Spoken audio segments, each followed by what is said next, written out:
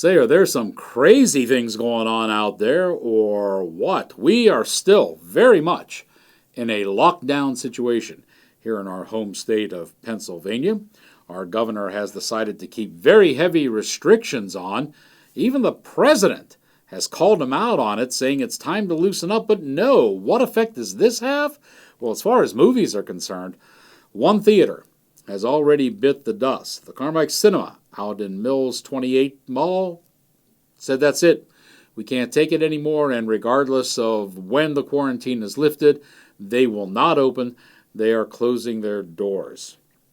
Could be a trend for the future. We'll keep an eye on it, and we'll see what happens. In the meantime, movies are still coming out, and regardless of how your tastes, whether you like dramas, romance, comedy, sci-fi, every genre is going to be covered. And the movies I have for you tonight, just like always, are movies that you can watch in the comfort and the safety of your own home. Cinematic class is about to begin. Your professor is in.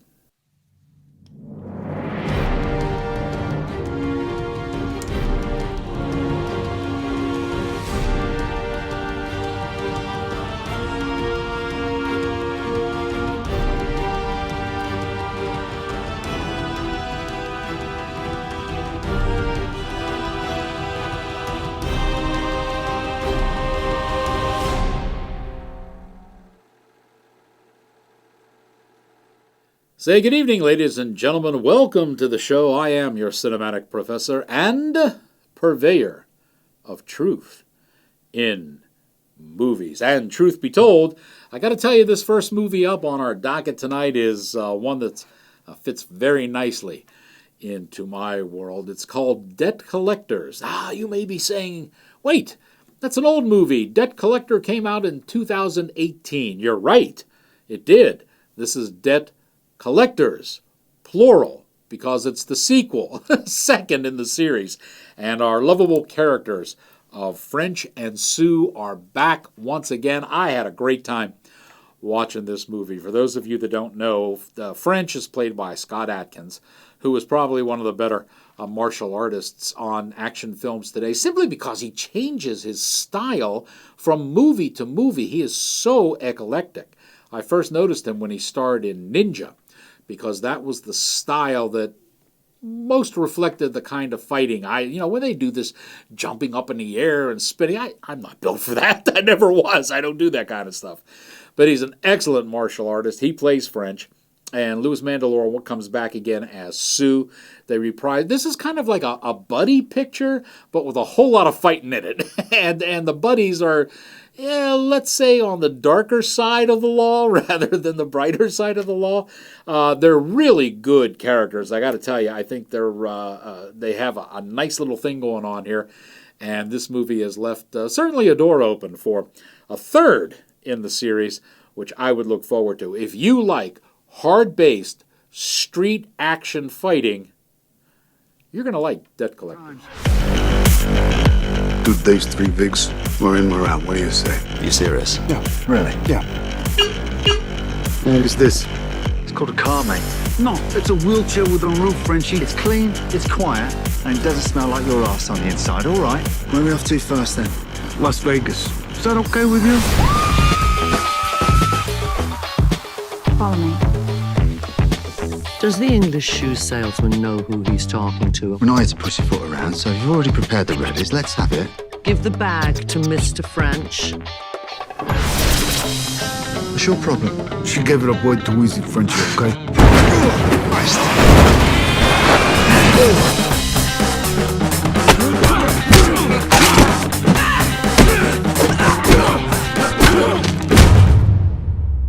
I'm done with violence, brother. I'm done. And with violence, what's that supposed to mean? It means no more hurting my fellow man. Light 'em up! Go after it! Bang, bang.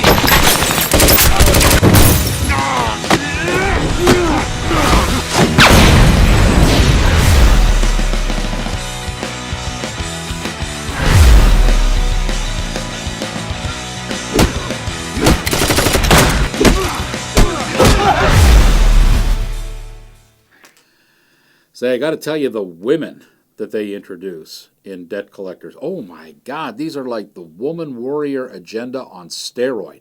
These women are nasty. You do not want to bring these home to mama. But Marina Sirtis is in this, and I haven't seen her since, oh God, years. What? Counselor Troy on the deck of the Enterprise. She looks good in this, and she plays a woman, not a chiseled out granite killer. You're going to like this one. It's called Debt Collectors. And I said at the beginning of the show that there are different types of movies and catering to.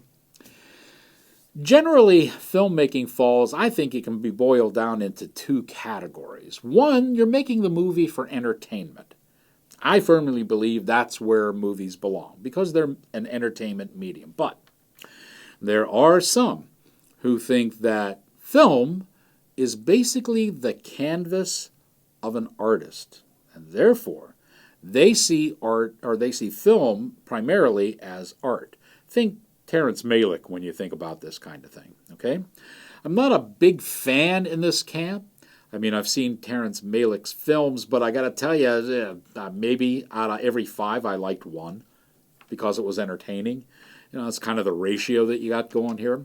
But this movie, Union Bridge, fits into that category. Folks, let me tell you something. When you see this movie, it is aesthetically, to the eye and even to the ear, because the soundtrack is amazing, it is exquisite. It really is.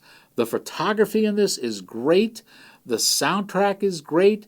The actors play actually 2 different roles in 2 different time zones, which kind of come together at the end. You figure out what's going on.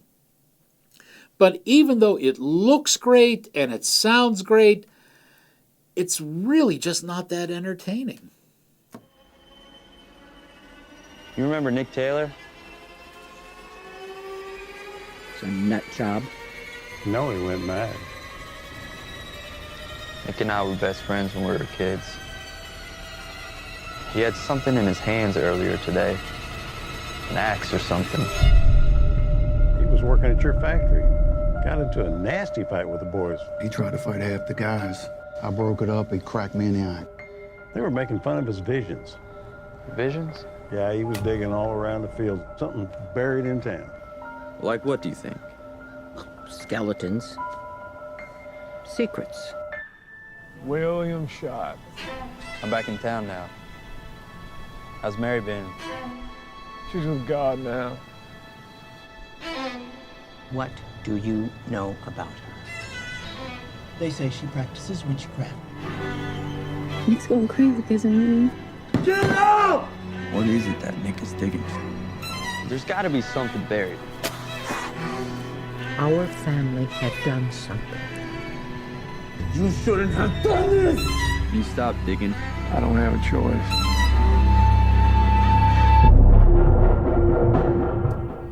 Now, a lot of people say, well, you know, that professor, he really leans toward the science fiction and the horror and the action. But you know what? I got to tell you, I enjoy a good drama. I'll let you know when one comes up. And that's why I'm telling you that you probably don't want to miss Working Man.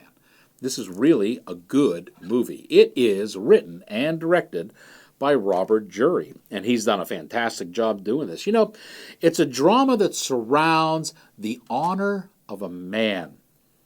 There's a subplot here of workers versus, you know, the management in a factory, proletariat type thing. But the basic thing here is the honor of a man through work and what he loses, and the people around him lose when he has lost that as well. This is very well acted. It stars Peter Goretti in the title role.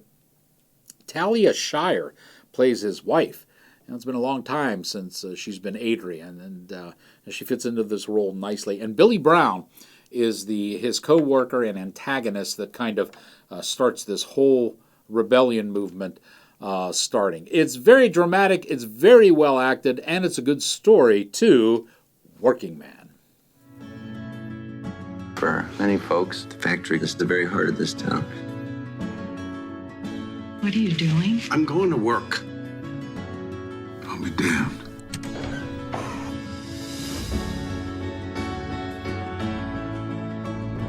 You just disappear. You're not here. I am. I was. Valerie, we can't have you in here. We just can't. Why are you doing this? It's just something I need to do. So I have to tell you, I sit down and I start watching this movie. And I'm laughing. And I'm thinking to myself, this isn't right. This is supposed to be a horror film. It's about a demon hunter who has to go at a certain place at a certain time and perform a certain ritual in order to destroy the demons invading Earth. And I'm sitting there laughing.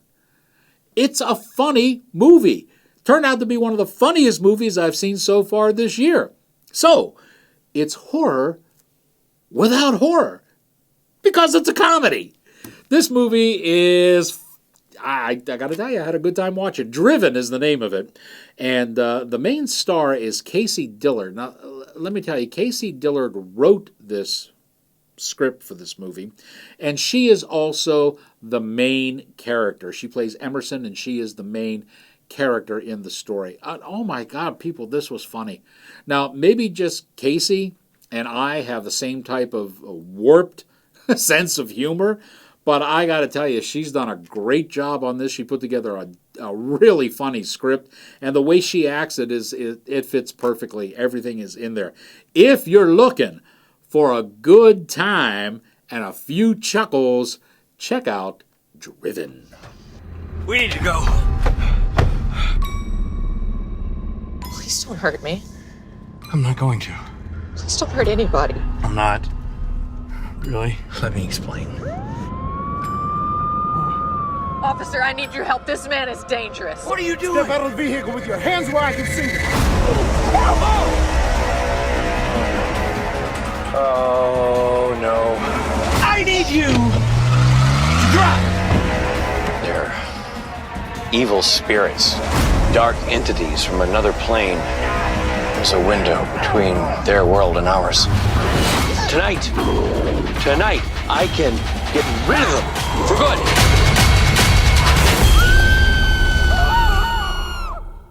So I alluded at the beginning of the show that we're still on an awful lot of restrictions and lockdown here in Pennsylvania. I know a lot of other states have started to open, and you folks are enjoying some getting back to normal life, if you will. One of the things that we've, I think, all missed is going back to our barber, getting a haircut. I mean, look at this mop. I can't, there's nothing I can do with this thing anymore, and I'm praying for Sam to open up soon. However, if you are a member of the Cigar Lounge at House of Fairuza, this one didn't affect you too much. It's a private club, so once you had your access code, you were welcome anytime to go down, enjoy some libations, enjoy some games of chance, if you will, and of course, huge big screens for whatever you wanted to watch through your favorite streaming device or network or what have you. So it was a fun place to go to, just to kind of get away from, stuff at home and relax, kick back, and enjoy. It's the House of Fairuza Cigar Lounge. This turned out to be a blessing in the time of the pandemic. Check it on out before another one comes along. Let's get back into the horror genre once again. This one is called The Candy Witch. Let me back up a little bit because there's been a trend in horror films, especially when it deals with ghosts and what have you. They've boiled down into two genres. The one genre, you have a ghost, demon, a ghoul, spirit, whatever, that's just evil. This is an evil thing, and it does nasty things because it's evil. And then, on the other side, you have the spirit or ghost or what have you that is doing nasty things because it's seeking justice. Something went wrong during its life, and now, through death, it's going to try to right that wrong. Okay? I'm not a fan of that one. I like the evil as evil type thing. But unfortunately, the Candy Witch fits into the latter. So we're looking for justice and not necessarily evil for evil. I've also told you many times that there are movies that are, they want to call them women-driven because they are pretty much helmed and manned by women. There's a pun for you. Okay. And this one is, and they've done a good job on it too. It has a nice pace, and the horror that's in it is pretty good. The director and the editor was Rebecca Murphy. She's done a nice job in this. And Chelsea Murphy did the makeup and the gore. Yeah, they're related. So it's a family affair. But she did a nice job on the makeup and the prosthetics and everything. The Candy Witch looks pretty decent. This will satisfy you for everything. It will satisfy, the Jump in the Night. It has a couple of those scenes in it. It will definitely satisfy you gore hounds out there because there's plenty of gore scenes in it. The only thing it won't do is present true evil because we're fighting here for justice. And shouldn't you have justice if you have somebody called a Candy Witch? Something's definitely here.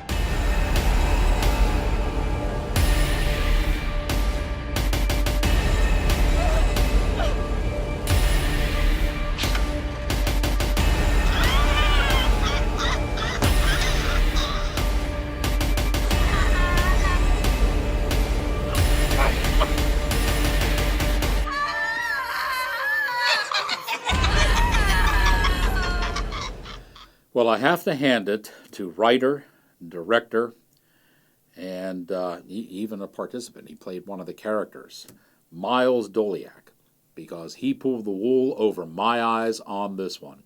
When I read the blurs for the dinner party, it sounded like another horror film. It sounded like cannibalism. And it set up the first few reels like that. It's the elite 1%. That wealthy batch that we always have to destroy. But they're cannibals. And everybody lets them get away with it because they are the 1%. And these unsuspecting people come to their dinner party and are eaten. Okay, sounds like a horror film? Oh my God, no. Miles has gone to the other side. He's turned traitor. This movie is nothing but feminist propaganda and anti-male sentiment. There were clues all through this movie that it was heading in this direction, and I gotta tell you, I don't know if it was the time of day, the fact that I just had a good meal, I don't know what it was, but I didn't pick up on them, and for that I apologize. But now that I've got them at the end of the movie, I gotta give you a fair warning. If you are totally anti-male, that's what this movie will tell you. This movie will tell you that no woman should ever be told what to do by a man. Okay, that's not that bad. The only good man is a dead man, and that includes if you want to have sex with him. Okay, now we're getting weird. It goes like that.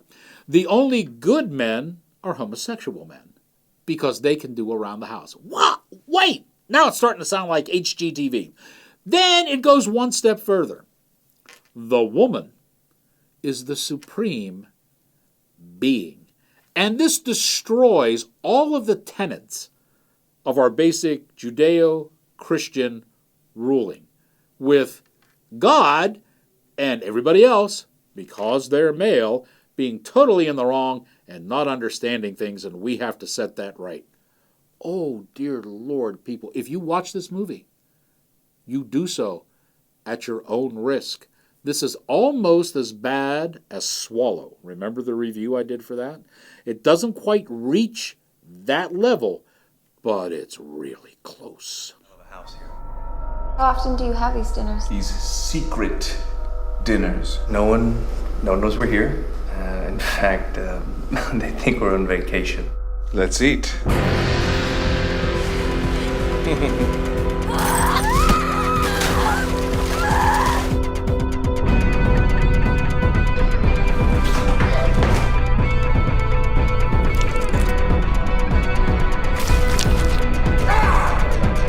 You'll feel better soon, darling. I told you I had a little something for everybody on this show, and this one will be perfect for girls. Okay? Especially preteen and early teen girls. They'll love this. It's another one of these musicals, not a musical like, Fred Astaire and Ginger Rogers. Heaven forbid we ever see one of those again, or Gene Kelly. And not a musical like La La Land, which tried to capture that same flavor. This is like, the Pitch Perfect thing, the drumline thing, that type of musical. So basically we have a young girl and her trials and tribulations in making it into the music world. And you can follow this. There is nothing new in this. You can follow the storyline going up and down. You know exactly what's going to happen.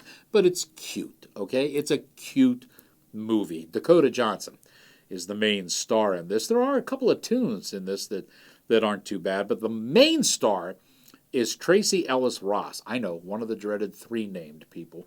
But she plays Grace Davis, who is the diva in the movie, and she does a really good job in it. Her performance is pretty strong, and I think you'll enjoy it. There are also some cameos. Bill Pullman makes a cameo in this, and Ice Cube makes a cameo in this, and because the audience was meant for younger people, he's very tame. This is probably some of the most tame I've seen Ice Cube in quite a few number of years. A couple of good tunes, very predictable story, something that's nice and cute, and you can watch it when you're tired of seeing things blow up.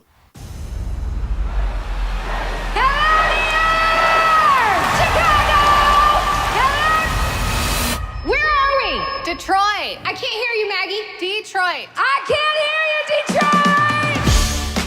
I grew up around music. It's my whole world. If you told 12-year-old me that one day I'd be working for Grace Davis, she's an icon. This woman doesn't even know your last name. She does, sometimes. Stop. I'm not going to tell you guys you're great if you're not great. Do it again. Damn, the girls still give me goosebumps. Well, Grace, have you thought any more about the Vegas residency? Actually, I think it's time I record a new album. I mean, that's one plan. What am I supposed to say to her? I'm just a personal assistant, but I'd love to produce your music. Let me do my job, and you do yours, which is get her coffee, Kleenex, Kotex, and whatever else the hell we've been paying you to do for the last 6 months. I've been here for 3 years. You get paid? I thought you were an intern. My life is a joke! Ugh! It's really bleak out there for middle-aged singers. In the history of music, only 5 women over 40 have ever had a #1 hit, and only one of them was black. I've been feeling. I know everyone is happy with me doing the same show every night. What if there's something more? Grace, I didn't want to tell you or Jack, but I did a cut of your song. Hey, I can hear y'all. Y'all know it's a damn microphone in there, right?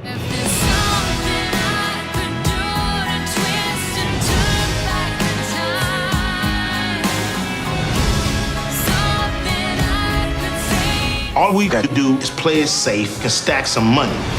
I will decide what I do next. They don't love you like I do. Is the food coming, sir? We've been over this. We are not a drive-through. Well, it should be. It could be. Oh my God, is that Grace Davis? No. Say our final entry into our docket tonight is Robert the Bruce. This is kind of an interesting story because most of you will remember Braveheart with Mel Gibson. He played William Wallace. And you probably know that movie didn't end too well for good old William, okay? And the people of Scotland, too, they were kind of left in the lurch.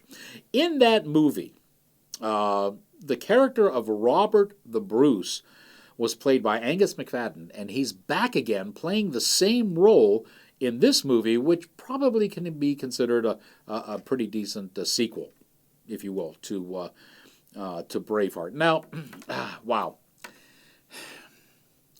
You know, Braveheart had an awful lot of, it was, Scotland versus England, so there was an awful lot of, big battles and thousands of extras, and this doesn't happen quite that way. According to the history of the movie, after William Wallace died, Robert the Bruce set himself up as King of Scotland.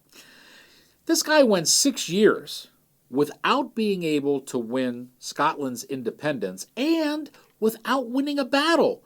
This guy was on a losing streak so long that it would have got him kicked out of any professional league today. Okay?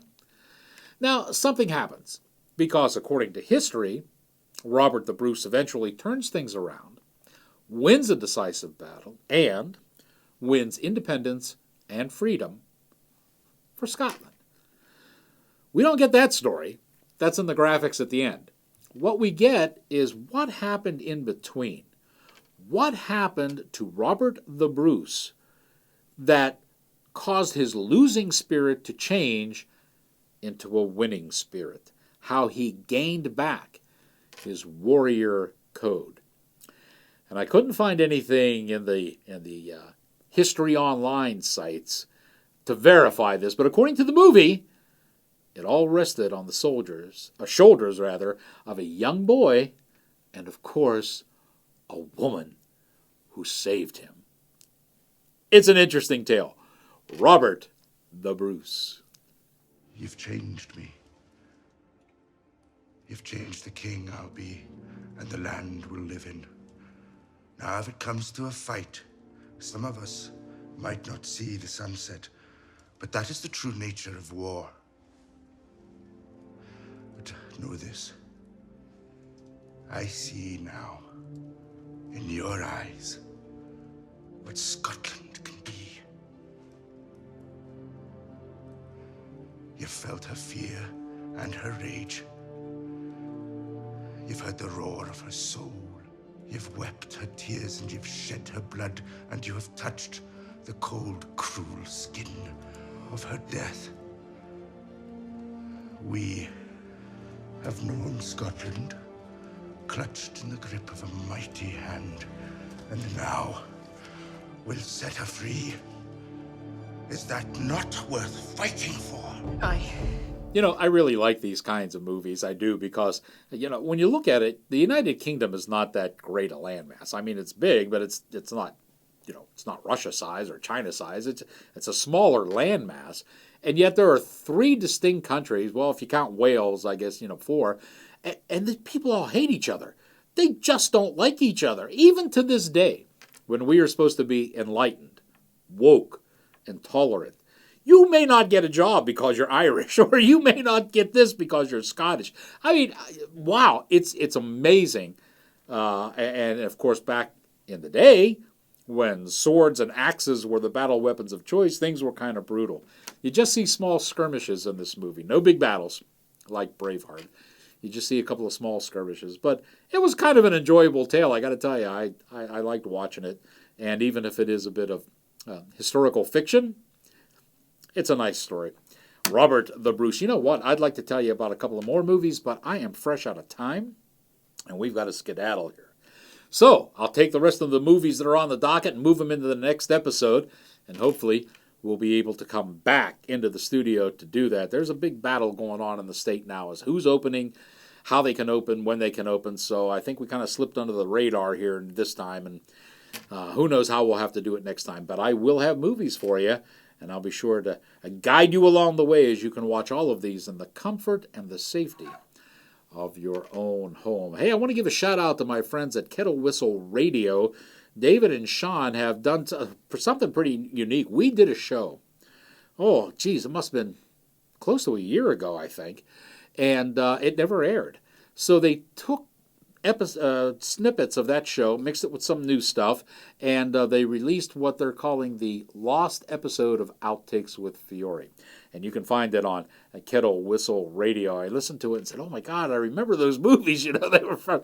We had a good time with it. There's a lot of laughs. Check it out online today, Kettle Whistle Radio. Now that you have learned what you have learned, class is dismissed.